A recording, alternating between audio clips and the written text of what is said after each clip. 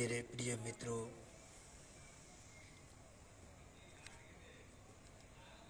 मैं आपसे जो भी बात करता हूँ उसको आप ये ना समझ बैठें कि एक साधारण शरीर से आ रही है, क्योंकि यहाँ से जो भी संदेश आप सभी तक पहुँचता है वो साधारण नहीं होता। शरीर के साधारण होने का अर्थ यह नहीं है कि उससे वो शब्द, वो वाणी, वो विचार, वो मार्गदर्शन भी साधारण ही हो।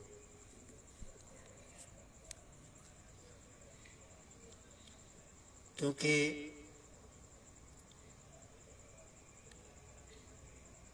कई दिलों में ये बात आना स्वाभाविक है कि ये आवाज़ तो साधारण शरीर की है और ये सत्य भी है। ये शरीर साधारण है, लेकिन आवाज़, ये मार्गदर्शन साधारण नहीं है, क्योंकि ये जीवात्माओं के कल्याण के लिए है। और जो भी जीवात्मा कल्याण के लिए शब्द जहाँ से भी आता है वो साधारण नहीं होता।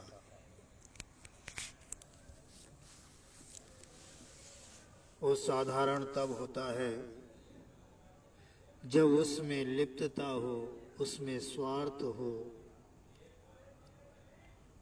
उसमें पक्षपात हो, वो साधारण हो जाता है। ये साधारण इसलिए नहीं है क्योंकि ये निर्लेप है, निस्वार्थ है, निष्पक्ष है। ये जो आज संसार में देखने को मिलता है कि वो कहने को तो दिव्य शब्द होते हैं, लेकिन वो धर्म और मजहबों पर आधारित होते हैं, अर्थात उसमें पक्षपात होता है। उसमें हो सकता है कहीं ना कहीं स्वार्थ भी हो, और हो सकता है वो कहीं ना कहीं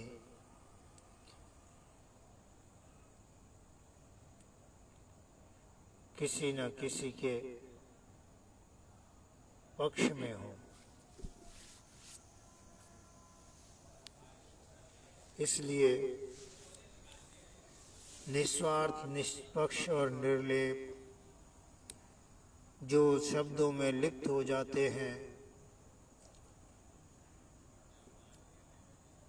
वो निर्लेप नहीं होते। यहाँ से जो शब्द जाते हैं उन शब्दों की ये विशेषता है कि वो निर्लेप है। निर्लेप का अर्थ किस प्रकार से आप समझना चाहते हैं, किस प्रकार से आप समझते हैं। निर्लेप का अर्थ है कि वो शब्द जहाँ से आ रहे हैं वो ये ना कहे कि ये वाणी मेरी है, इसको मैं बोल रहा हूँ। उसके मन में ये भाव ना आ जाए कि जो मैं शब्द आपको दे रहा हूँ वो मैं दे रहा हूँ। मन में भाव आना भी लिप्तता की निशानी है। बेशक किसी को पता नहीं चलेगा, लेकिन इसकी पहचान यही है कि जो शब्दों को निकालेगा इस प्रकार से अगर वो सामने आ जाता है, अपना चेहरा दिखाता है बिना किसी की इच्छा के, बिना किसी की जिज्ञासा के वो सामने आता है तो कहीं ना कहीं उसके भाव में लिप्तता उत्पन्न हो जाती है। उसके विचारों में वो लिप्तता फिर उसको कुछ बनाकर सामने ले आती है।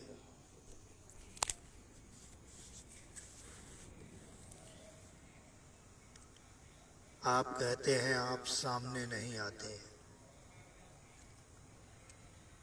अगर मैं सामने आता तो फिर इसमें लिप्तता दिखाई दे जाती। फिर मेरा सामने आने का मकसद भी क्या है?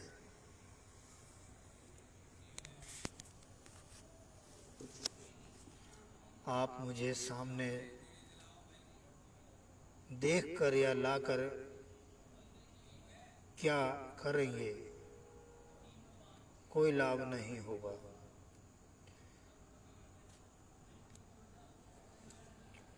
आज संसार जो भी पूजा इबादत कर रहा है, भक्ति कर रहा है, उसके पीछे केवल एक यही कारण भी है और एक यही वह सब करने का माध्यम भी है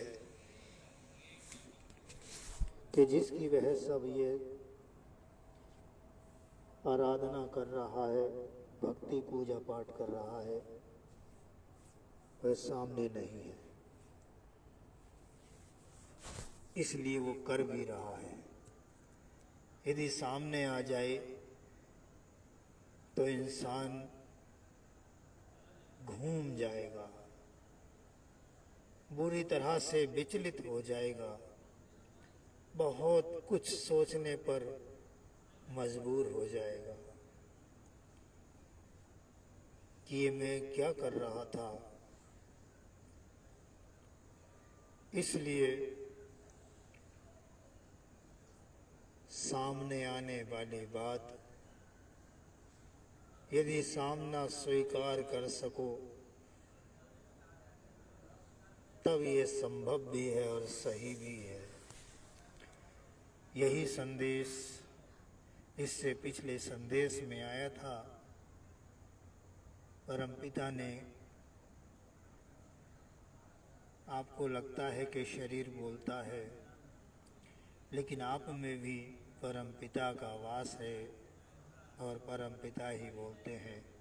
आप ये समझते हैं कि मैं बोलता हूँ, न मैं कुछ हूँ न आप कुछ हैं, जो कुछ है सो ईश्वर कहते हो, अल्लाह कहते हो, गॉड कहते हो, खुदा कहते हो, रब कहते हो, मैं परम पिता कहता हूँ।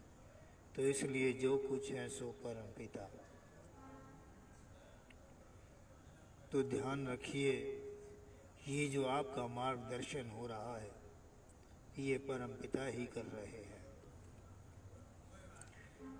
क्योंकि ना मैं बोल सकता हूँ ना आप। फर्क इतना है कि आप उस गहराई में पहुँचे नहीं, इसलिए सोचते हैं कि मैं बोल रहा हूँ या आप बोल रहे हैं। लेकिन जब गहराई में पहुँच जाते हैं तो वही स्थिति कि आज जो पूजा भक्ति इबादत हो रही है वो एक समझ आने के बाद फिर इंसान घूम जाएगा कि मैं कर क्या रहा था। इसी प्रकार से आज जो आवाज़ आ रही है, यदि सही समझ आ गई तो आवाज़ के विषय में भी सोचने लगेगा कि हाँ, जो यहाँ से बात आती है कि मैं नहीं बोल रहा, परमात्मा परमेश्वर ईश्वर खुद बोल रहे हैं स्वयं, तो इसे आप आसानी से स्वीकार कर लेंगे। मैं जानता हूँ आज ये आसानी से स्वीकार नहीं की जाती है, इसीलिए इसको समर्पित भी नहीं हुआ जाता और इसलिए इस आवाज़ के रहस्य को समझने की कोशिश भी कोई नहीं करता और ना ही इस आवाज़ तक पहुंचना चाहता है।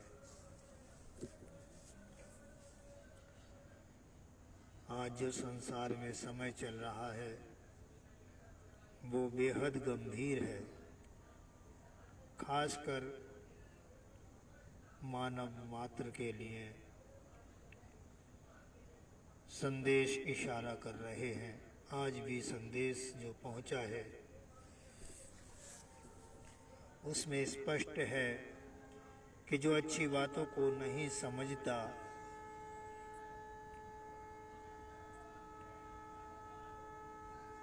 उसे वक्त समझाता है,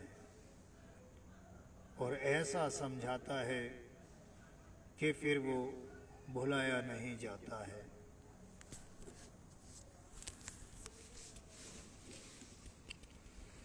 लेकिन जो अच्छी बातों को समझ जाता है फिर उसके लिए वक्त का इशारा नहीं आता। मुझे क्या आवश्यकता है, अगर आप मुझे शरीर समझते हैं कि ये आवाज़, ये शब्द एक शरीर का है, तो मुझे क्या आवश्यकता है इस रात में आराम से सोने की जगह मनोरंजन संसार अपने मोबाइलों पर करता है। मुझे क्या आवश्यकता है? खुद विचार करें। जो निस्वार्थ हो, निष्पक्ष हो, निर्लेप हो, उसे क्या आवश्यकता है? आपसे मतलब क्या है कि इस प्रकार से आप तक इन शब्दों को पहुंचाए? यदि कोई संसार में इस प्रकार की बात करता भी है तो फिर उसकी अपनी एक पोजीशन होती है, एक अवस्था होती है। पता नहीं क्या क्या होता है उसके पास,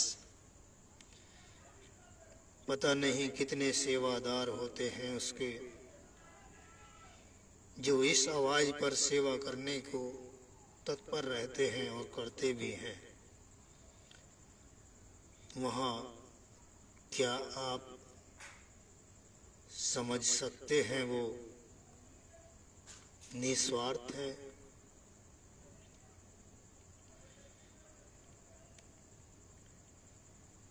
आप में से कोई भी, चाहे फेसबुक हो, यूट्यूब हो,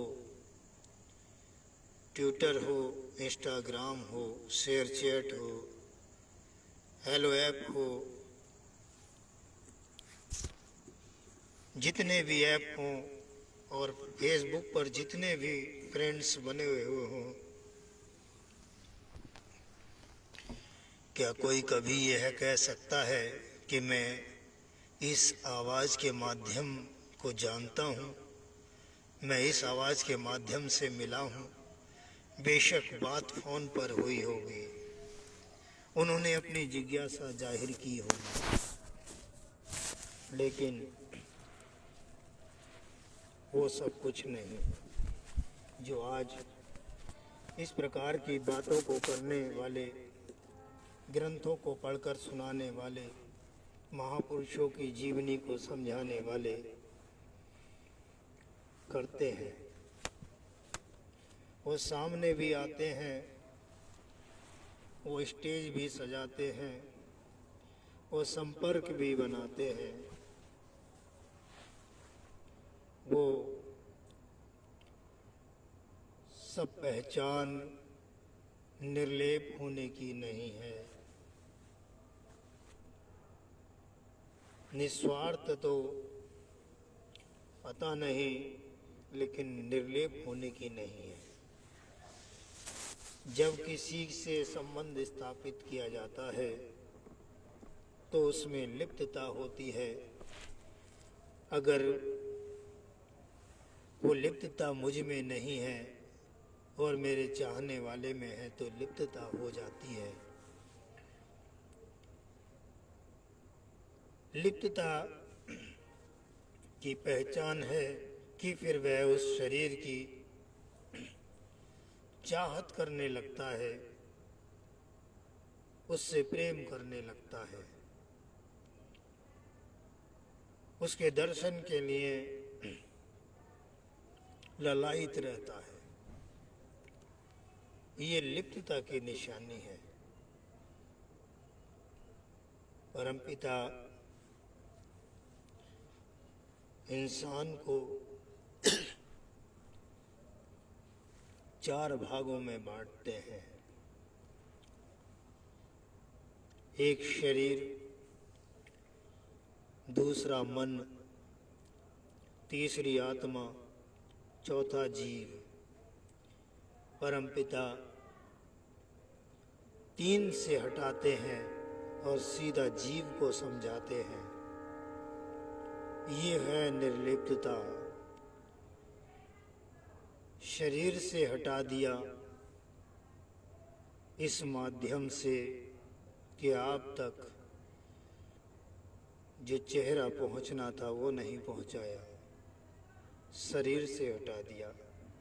आपका मन शरीर में लगता, उस मन को भी हटा दिया। आपकी आत्मा जहाँ लगनी चाहिए वहाँ लगे, इसलिए जीव को समझाना शुरू कर दिया कि ऐ जीव, तू आत्मा का संग कर मुझ तक पहुँच जाएगा। अपने शरीर में लिप्त हो रहा है, इसलिए दूसरे शरीर की चाहत कर रहा है। इसलिए अपने शरीर से भी निर्लेप हो जा, क्योंकि जब शरीर में लिप्त रहेगा तो वो सारे कार्य करेगा जो मन कहेगा, लेकिन वो कार्य नहीं कर पाएगा जो आत्मा कहेगी। आत्मा क्या कहती है? आत्मा कहती है कि ऐ जीव, मैं तेरे साथ हूँ, कब तक रहूँगी? तू मुझे आज़ाद कर दे। वैसे इस विषय में बहुत परमपिता के संदेश पहुँच चुके हैं। आप पढ़ते हैं, सुनते हैं, आप जाने कहाँ से पढ़ते हैं, कहाँ रहते हैं, मुझे इन बातों से कोई मतलब नहीं है। मेरा जो कार्य है मैं वो कर रहा हूँ, बाकी परमपिता जाने किसको सुनाना है, किसको समझाना है, किसको तैयार करना है, किसको बचाना है और किसको काल के मुख में चले जाना है, ये परमपिता जाने। लेकिन इतना मैं ज़रूर समझता हूँ कि जो परमपिता से प्रार्थना करके समझना चाहेगा, परमपिता उसको ठुकराएंगे नहीं, अपनाएंगे। हम क्या कर सकते हैं? हम केवल एक चाहत कर सकते हैं। इसके अलावा हम जो कुछ करते हैं वो हमारा अहम है, वो अहम करता है। जीव वास्तव में यदि कर सकता है तो आत्मा का संग कर सकता है, और वह जीव करता नहीं। यदि जीव आत्मा का संग करता तो आज संसार में जो इस परिस्थितियां बनी हुई हैं, यदि जीव आत्मा का संग करता तो फिर हर प्रकार के कार्य को करने से पहले विचार करता, संसार के पीछे नहीं चलता, अपने जीवन को एक मकसद के लिए जीता। इसलिए जीव को परमपिता समझाना चाहते हैं कि ऐ जीव, तू अपने शरीर में लिप्त मत हो। ये तू समझता है कि मैं शरीर हूँ, तो तू शरीर में है। अगर तू शरीर होता तो तुझे जाना नहीं होता। तो शरीर में है इसलिए तुझे जाना है। अगर जीव ने आत्मा का संग किया होता तो किसी पूजा भक्ति इबादत की आवश्यकता ही नहीं थी,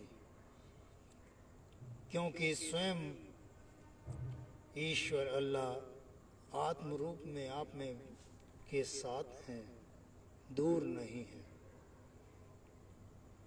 ये आत्म रूप ही परम पिता का रूप है। कहाँ ढूंढते हो? इसका संग नहीं करते, माया का संग करते हैं। आत्मा को खोजने के लिए तरह तरह की समाधियां लगाते हैं, योग करते हैं, साधनाएं करते हैं। कहाँ खोजोगे आत्मा को? अंदर जाकर। अंदर तो मांस है, हड्डी है।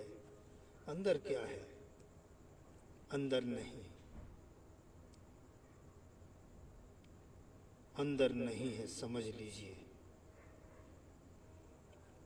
दावा ना कीजिए, या तो दावा ना कीजिए या फिर समझ लीजिए। एहसास क्या चीज होती है, और एहसास वो तब होता है जब हम किसी का सानिध्य प्राप्त करते हैं। हम किसी चीज को जानते नहीं, उसका सानिध्य कैसे प्राप्त होगा? कैसे उसके एहसास में आएंगे? अपनी तरफ से बातें बनाकर भीड़ को इकट्ठा करना, उनको गुमराह करना। पहले परम पिता ने कह दिया है कि मेरे प्रिय बच्चों, मेरे नाम की दुकानें बंद कर दो, बहुत हो गया। ना खुद उलझो, ना दूसरों को उलझाओ। इससे मेरे प्रिय बच्चों का बहुमूल्य जीवन व्यर्थ चला जाता है। एहसास, जब जीव अपने अहम को खोता है तो आत्मा का संग कर लेता है, स्वयं हो जाता है। इसके लिए किसी चीज की आवश्यकता नहीं है। अहम को खोने का मतलब है कि स्वयं को वो ये समझ ले कि मैं तो कुछ भी नहीं हूँ। मैं अगर कोई गुरु बन गया तो वो जीव का अहम का कारण बन जाता है। लेकिन जब वो समझ लेता है कि मैं कुछ नहीं हूँ, तो कुछ नहीं पर कुछ असर नहीं करता। इसलिए जीव को चेतन करना आवश्यक है, और यहाँ से जीव को ही चेतन किया जाता है। समस्त प्रकार के कार्यों में जीव को उलझाना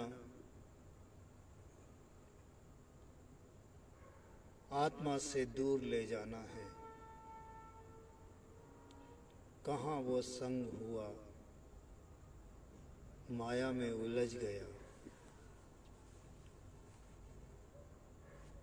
इस प्रकार से फिर वो तमाम प्रकार के प्रपंच करता है। अपने आप को कुछ मानता है, तभी वो प्रपंच की दुनिया में पहुंचता है। जब अपने आप को कुछ नहीं समझता तो वो रिक्त हो जाता है, वो हल्का हो जाता है। उस पर से व्यर्थ का बोझ उतर जाता है, और जिस पर बोझ नहीं होता वो जिधर को चाहे उधर को आसानी से जा सकता है। लेकिन जो तमाम प्रकार की रस्सियों में बंध गया और अपने सिर पर बोझ रख लिया, तो वो नहीं जा सकता।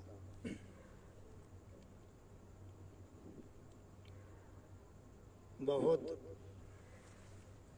विस्तार से इस जीव को इस आत्मा के विषय में समझ दी है, लेकिन